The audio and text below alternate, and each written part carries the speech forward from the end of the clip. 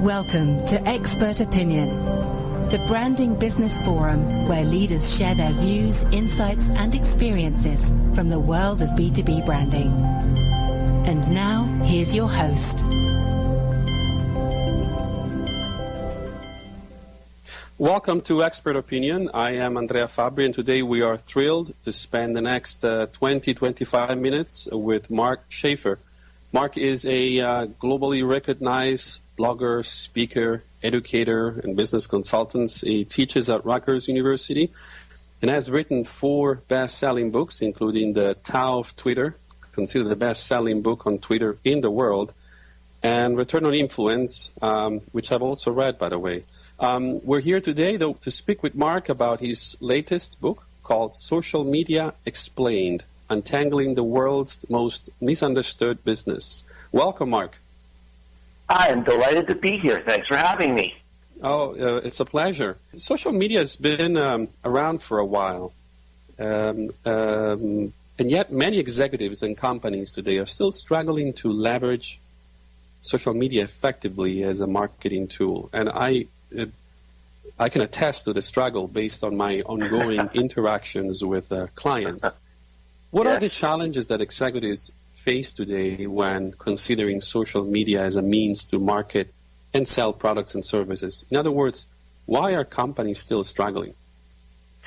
Well, first of all, I agree with you, and that's the reason why I wrote the book, is because I work with companies around the country, and whether it's a Fortune 500 company or a startup, I still see people struggling with some of these same fundamental issues.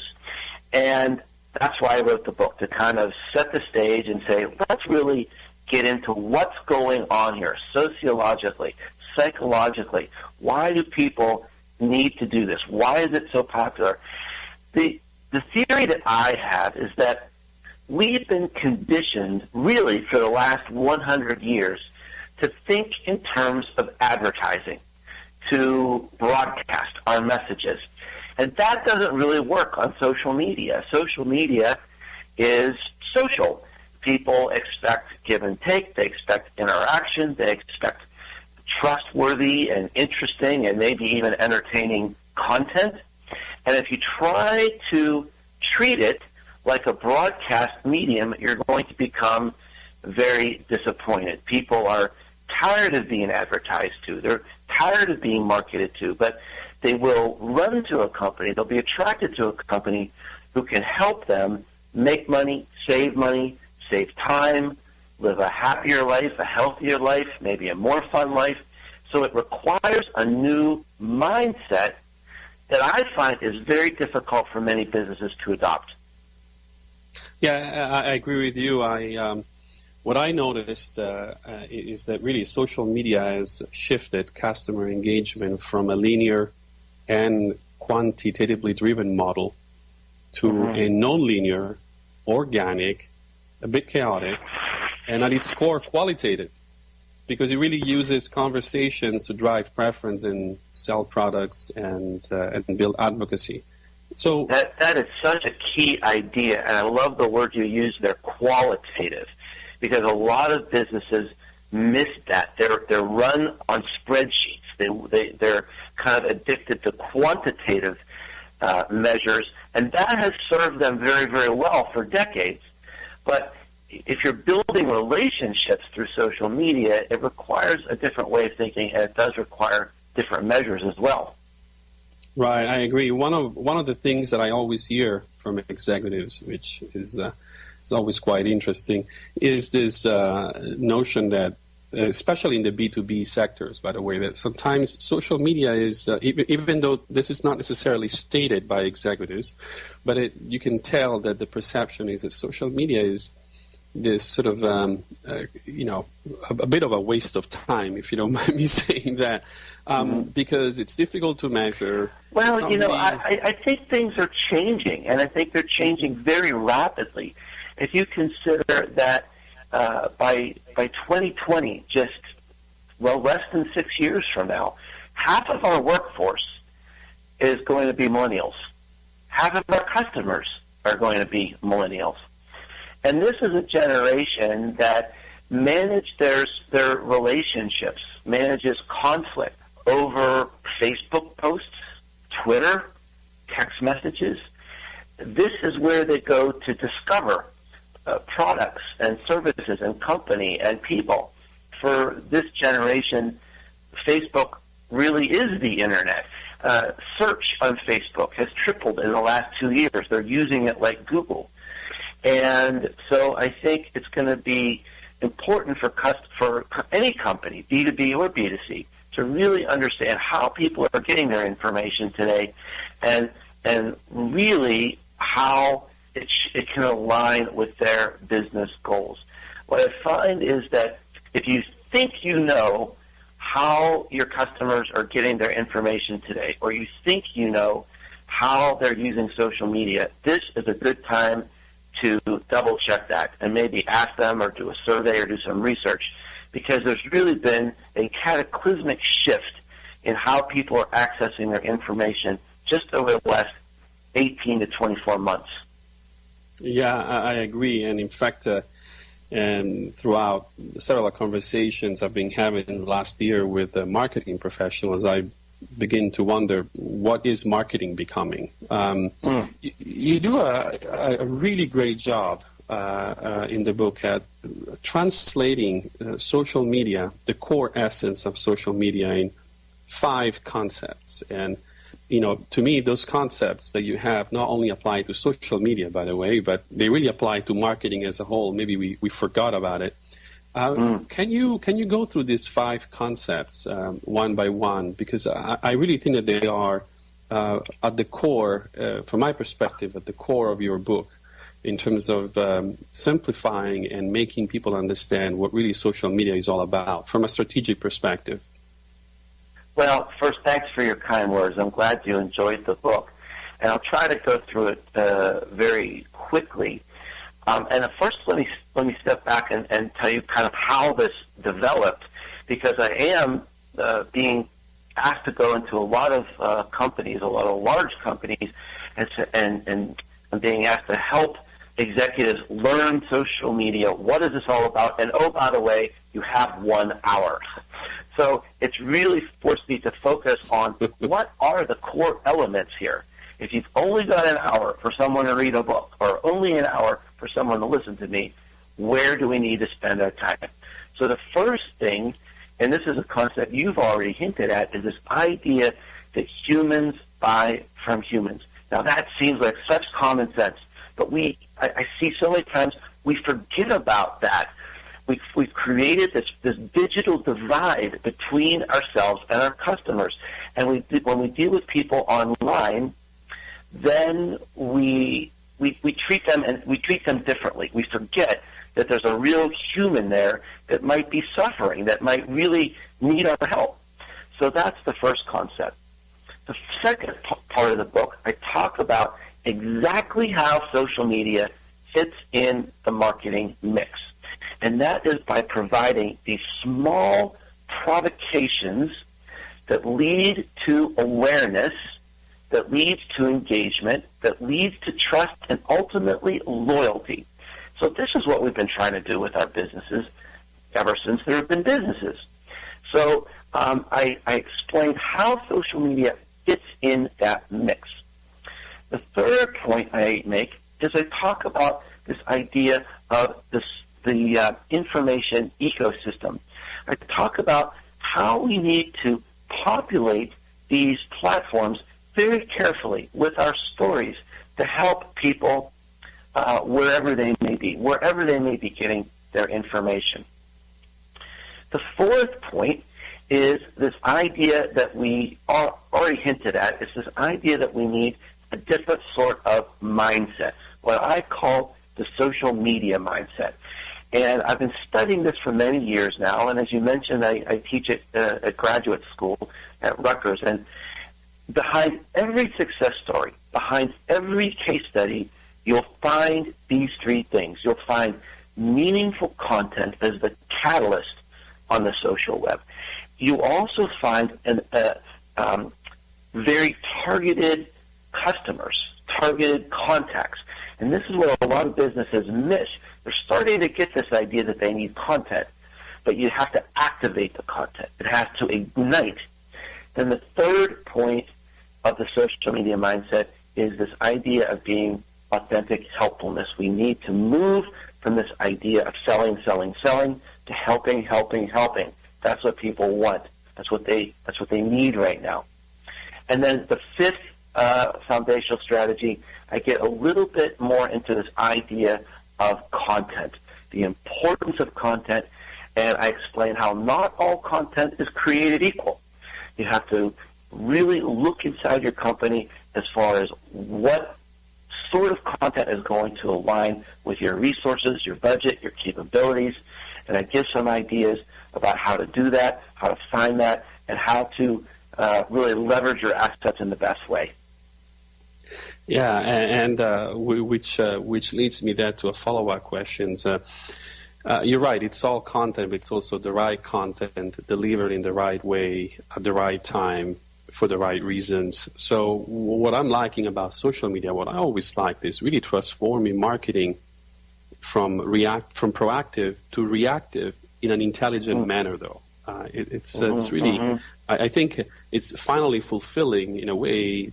For me, the vision of marketing is not just pushing products out, which is the quantitative advertising-driven model, but more making products part of useful parts of our lives. The content, as you said, though, becomes the central element because it really is the fuel that is the catalyst, as you say in your book, that really generates conversations, generates sharing, generates interest.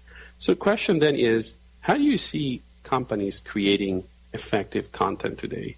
Like, what does it take to create effective content?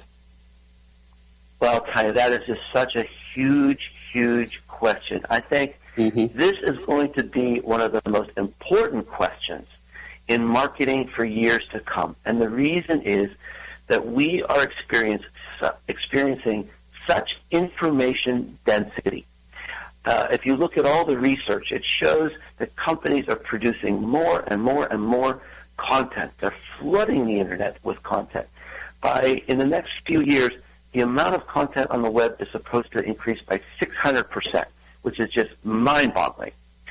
So this question of how do we cut through, what's it going to take to do that, to be heard, to be the signal instead of the noise, that is going to be challenging for a lot of marketers. And I have some very specific ideas about that. And I think the first thing you need to assess is look at the competition, look at the structure of your industry, and figure out where can you maneuver? Is it an unsaturated niche as far as content, as far as social media strategy? You know, if you have competitors who have already been doing this for years and you're just starting out, you're going to have to get very clever. You're going to have to become very resourceful to figure out how to compete in that environment. I think, of course, there's going to be an added emphasis on quality. That's going to be really good for consumers. But the expectations for quality are just going to continue to go up and up and up. I think that's good news if you're in the content creation business. If you're in video, photography, if you're a writer, I would expect that rates should be going up because the demand for great content on the web is going to be insatiable. Yeah, and aligned with this, I have a follow-up question.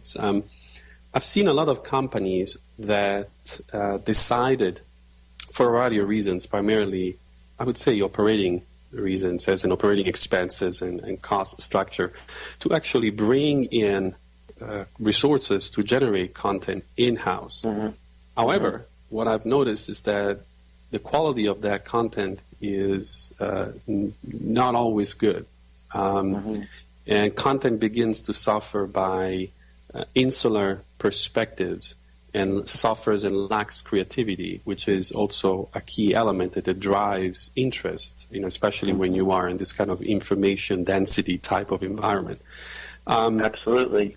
So one question that I have for you, and is a question that, frankly, I'm always asked by executives, is how do we need to restructure our marketing departments to be effective in this new organic, chaotic, non-linear world that is difficult to measure, that is loyal 1 second and completely unloyal the second? Mm-hmm. How are companies, how do they need to prepare for this?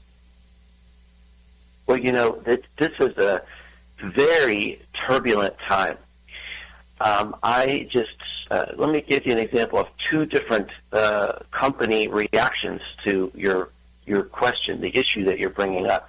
It was about, I think, 18 months ago, Procter & Gamble announced that they were laying off 1,500 marketing professionals. Now, it's not that Procter & Gamble didn't need all those marketing professionals. They had the wrong kind. And what they decided was it's going to take too long to retrain these people to make this shift that you're referring to. We've got to make a wholesale change. Now, I'm working with another one of my clients, another Fortune 500 company, and they're taking the track of retraining. So they actually have tested all of the marketing people in their company all around the world. And if you had a low score, you kind of have to go through some remedial digital marketing programs. If you scored kind of in the middle, they have almost like a little MBA type of program. If you scored high, then they're creating like these almost like short TED Talks on different digital issues. So they're spending an enormous amount of effort and money and resources on retraining. So, whether you take the Procter & Gamble route or you take the other route, we are really in a turbulent time. And I just saw some research about success in the omni-channel, which is really integrating digital marketing and traditional marketing and creating a distinctive but ubiquitous presence across all these channels. And they said 80% of the CMOs said the number one reason we're failing is we can't find the right people. So I think it's coming down to really an HR issue. And there's other organizational issues we probably don't have time to get into today, but I think the kind of the dance that we do with advertising agencies in some ways I think is slowing down some of these transitions. Some of the ways that we're organized in marketing and the advertising departments today, I think, could be slowing down some of these transitions. So we're in for a turbulent time, I think, until the millennials take over. I agree, and I would add, from my perspective, dealing with companies on an executive level, the tie to that, there is also a certain resistance to dare, to be daring, to be innovative, comfort, and certainty that the linear world brought up to, say 7-8 years ago is quickly dissipating, but the people on an executive level are still very much tied to that world of numbers, a world of black and gray and white. Social media is more about shades of gray and conversations. Last question, we just have a couple of minutes. How do you see social media evolving from your perspective? Well, a lot of people are really overwhelmed and I think a little bit intimidated by social media because they see that it's just changing so fast. But if you really think about it, over the last few years, we've had Facebook, YouTube, Twitter, LinkedIn, and as far as the major platforms, there really haven't been a lot of newcomers. Now, there's shifts within the platforms. The rules of engagement continue to change. And I think new platforms will emerge, for example, Instagram, Snapchat. They fill unique niches. So we're going to see a little bit, we'll continue to see more innovation in that area. I think the next big milestone, the big step change, will come with the advent of wearable technology. I think it'll be interesting to see how many of these traditional platforms conform to a world where we're surrounded by the Internet. The Internet will be around us like the air that we breathe. We'll have a digital layer across the world. what new platforms will emerge from those capabilities. That's when it's going to get really interesting. I agree, and we're closer than a lot of people think to that world, certainly for certain products. All right, I think we're at the end of our conversation. It's been a true pleasure spending the last 25 minutes or so with you. Can you please provide some your contact information so people can get in touch with you if they want to after listening to the podcast? Well, it's very easy to find me. My website is called businessesgrow.com. I knew I couldn't call it Schaefer because no one can spell Schaefer. But businessesgrow.com, you can find my blog. I have a podcast. I have my publications are there, and lots of free resources to help businesses of every size. Excellent. Thanks so much, Mark. It's been a pleasure. Thank you.